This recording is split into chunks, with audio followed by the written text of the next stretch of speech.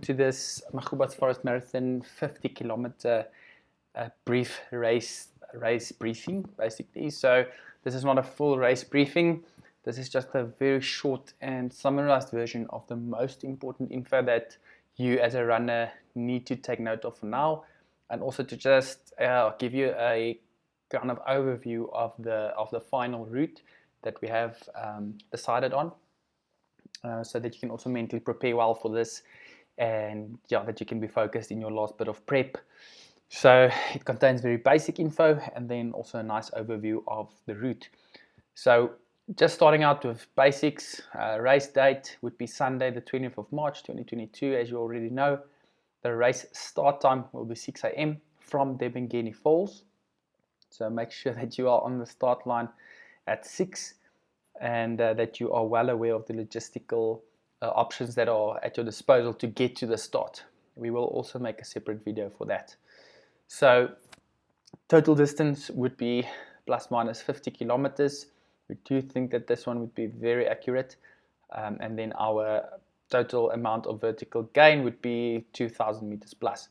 So depending on the software and different watches and tracking and so on, these do differ slightly, but we are quite confident that the distance will be quite spot on to about 50 k's, and we do expect the amount of vertical gain to be about 2,000 meters plus. For the cutoff time, that will be around the 11-hour mark, and we will put up additional cutoffs on the route as well, and we will just communicate that as well to you at a later stage. So the number of aid stations that you will have en route for the 50k would be 4 in total. So at kilometer 10, 22, 34 at 40. So starting at Woodbush after 10 kilometers, then Broederstroom at 22 kilometers, the Hoek Split at 34 k's, and then you will cross Woodbush again for a second time at 40 k's. So that will be your 4 aid stations, and then your finish will obviously be back at Debengeni Falls. So when we are looking at the profile, so you would have seen this already, you will note that there is really a lot of climbing to be done on this course. It's not an easy flat course at all. 2 massive climbs. In the first 5k's, you'll have your real big continuous first climb, and then again from about 30 to 34k, sorry, up to about 38 or 38-ish k's. You'll have your second prolonged kind of continuous climb, but in between you do have a lot of other climbs as well. The route is really very undulating, and there's really very little parts of the route that's really flat, as it's really up and down kind of most of the way. So you will see your first 5k's, really lots of climbing. Then you do have a bit of a nice little reward of about 1 kilometers of downhill, fast flowing single track, and then you start climbing gradually up again to Woodbush aid station at kilometer 10. From there you'll run past the tallest planted trees in the southern hemisphere. You'll go through some beautiful indigenous forests here, and then you will have a bit more of an easy section just before Broederstroom aid station. We will be running on some forestry roads here, nice flat, nice runnable, very fast, next to the Dapnudia Dam as well. Then you will find the Broederstroom aid station about 22 kilometers. From there you'll still have a bit of forestry road, and then you'll cross over to some single track again, and then you will start making your way down the valley again, down the mountain towards the Hoek Split at around 34 kilometers.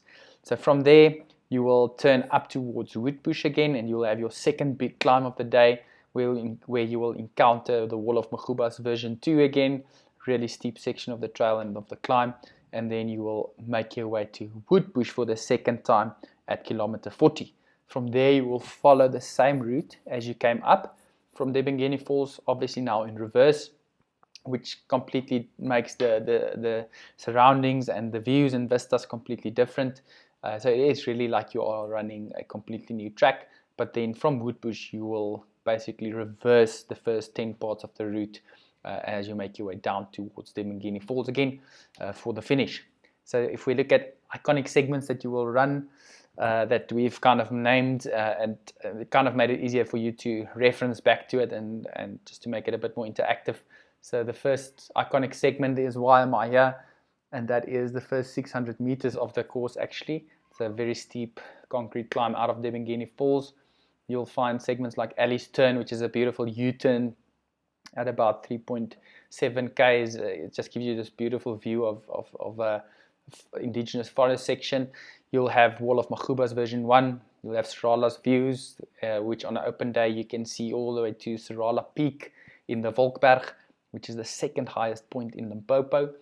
Then you've got places like, or segments like Fern Valley, Magoebas Magic Miles, and then Wall of Magoebas version 2. So if we give you a quick flyover of the route, it might not be so quick. It's obviously a long course. It would look something like this. So please bear with us through this. So you'll start obviously at Debengeni Falls. You'll start out of that concrete climb. Why am I here?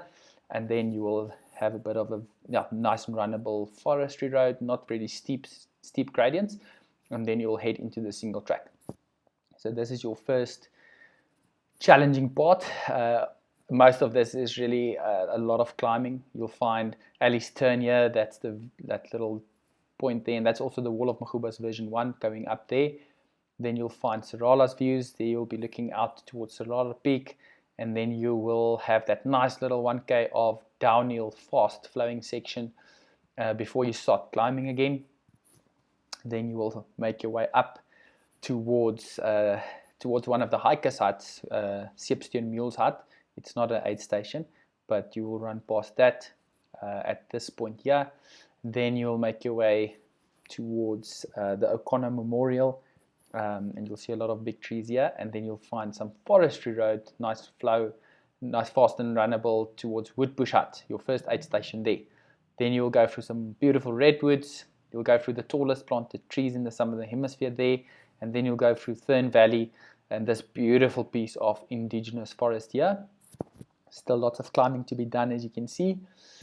And then you will kind of just contour next to the mountain here. This is all single track. It's a bit more open here, but still there, yeah, it gives you good views here, but still going back into some single track and indigenous forests. And then you will make your way up through this plantation. This section is actually harvested, so it's like open. Then you'll make your way through, once again, this is one of the most beautiful pieces of indigenous forest near there on the route, before you find some forestry roads again that's easily runnable here, and next to the Dapnudia Dam, all forestry road, nice and fast. And then you'll find a little single track here next to the dam, which is also nice. Beautiful views over the dam if the weather permits it. This is all forestry road then up towards your second aid station at Broederstroom, which will be there. And then you're going up again with forestry road, very nice and runnable. You'll be able to make up a lot of time on the route here. And then you cross over the Broederstroom stream. You'll go into some old sections of forest here. It's a bit more dry here normally, but also it's a little bit different to the rest of the forest. And then you will start making your way down the valley, down the mountain on this side. Beautiful views here down the valley, down towards Tanin. And then you'll kind of just flank this side of the mountain here. And then you really start your descent through some beautiful, beautiful indigenous forests, big trees, fast flowing, single track. It's a beautiful piece of the trail, this, as it contours down the mountain. It's very runnable as well, so if you've saved the legs, you can really, really make up a lot of time here. It is extremely fast. If you allow yourself to really speed down these sections, you'll be able to really save a lot of time. Obviously, the downhill is tough on the quads, so you need to save yourself. And then you'll make your way down towards the De Hoek split. So from here, you will turn right up again. So this is all sections you haven't run, obviously, on the route.